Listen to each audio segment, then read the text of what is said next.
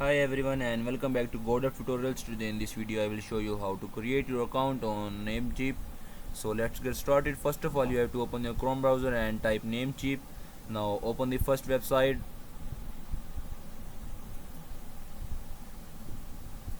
Here you can see the sign up and sign in button. If you have already created an account, then you can easily sign in, but if you haven't, just click on sign up.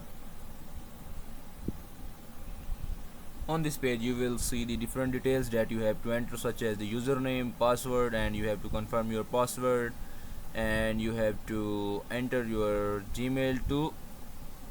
So after completing all these steps and after entering all these details, you have to just click on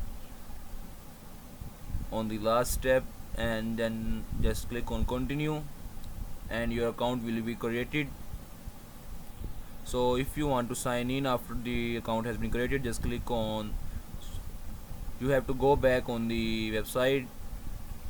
Now click on sign in and your password that you have saved will be shown. So just click on sign in and you will be forwarded on this panel. So this is your dashboard for Namecheap. Don't forget to like and subscribe to our channel.